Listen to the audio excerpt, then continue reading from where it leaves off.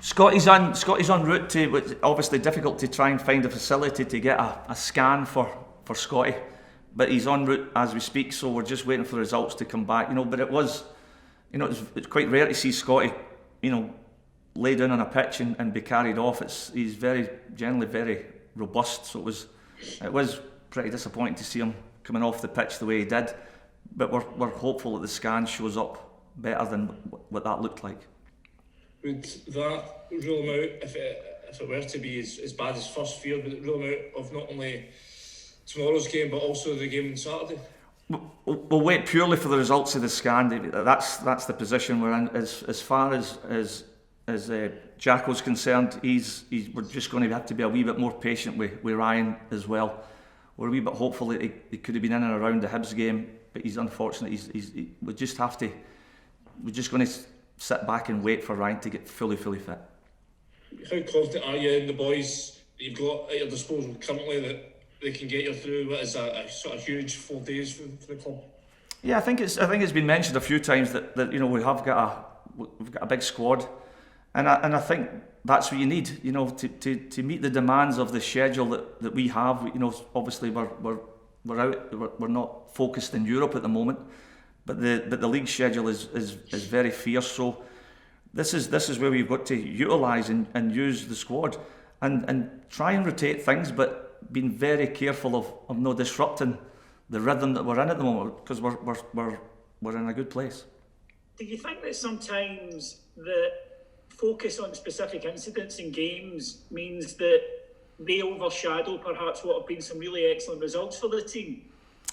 Yeah, I think if you're talking about some of the incidents at the weekend against Hibs, I would agree. Maybe there is an over-analysing, because we felt it was a real strong 3 points, and it was a real difficult game against an opponent who came to Ibrox and had a go and caused us problems.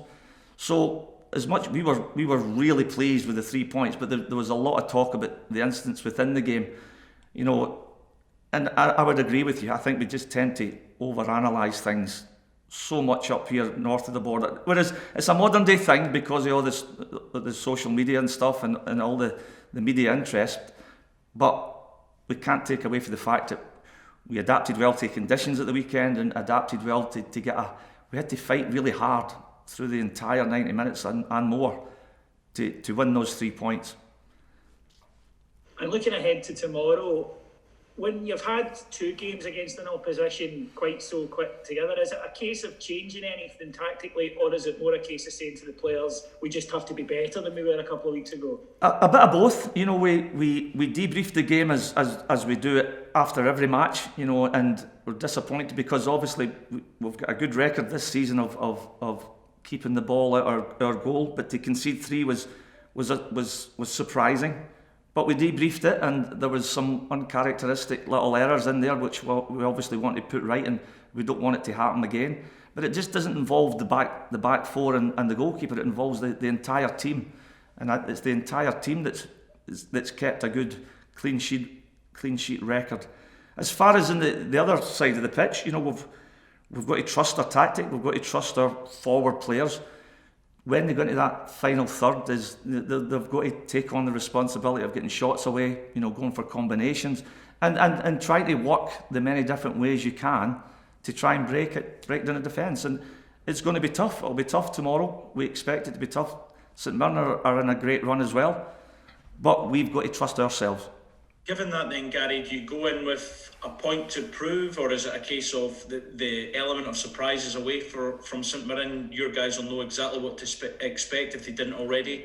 I think it's only natural. Look, when a player, when the game has been so close, the defeat is not that long ago. It's only natural for a player to think, listen, they turned us over. We need to get one back in them. I think that's a natural instinct that you'll have as any footballer right across the country should have. But we're aware that they're a team that's playing with a bit of confidence. That they're in a good place as well.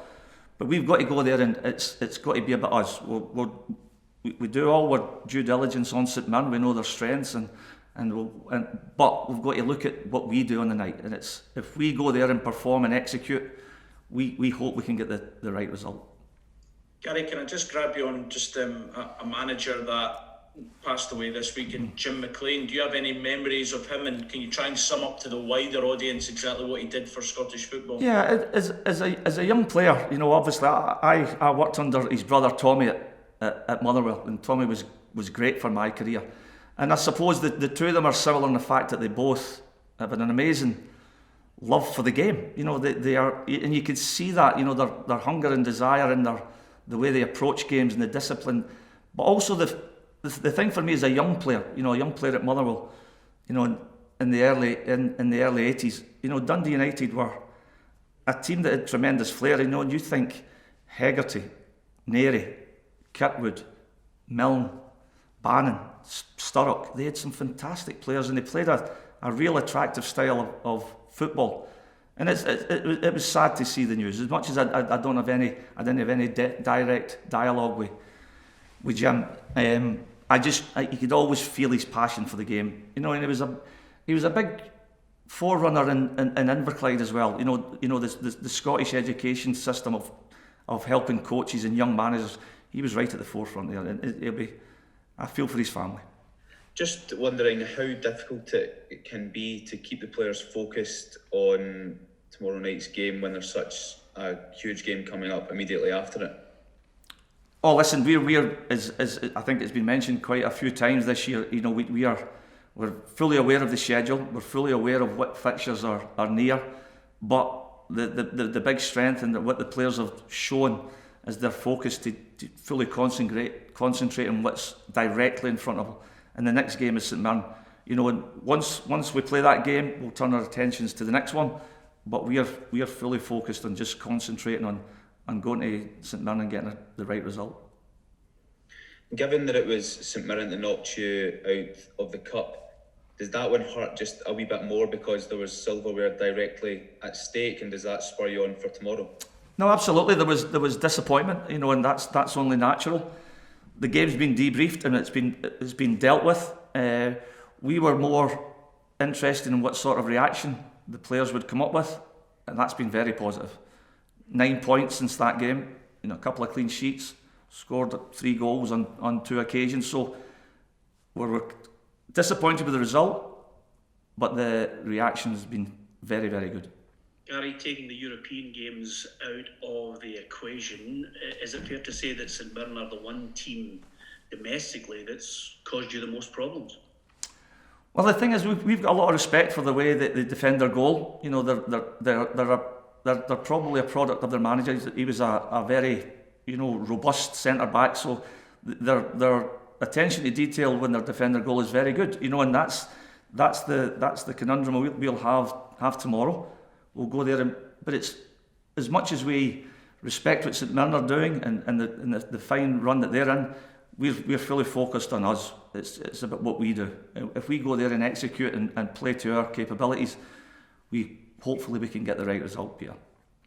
And how important do you believe it is to make sure you get that win, bearing in mind the enormity of what's coming in January the 2nd?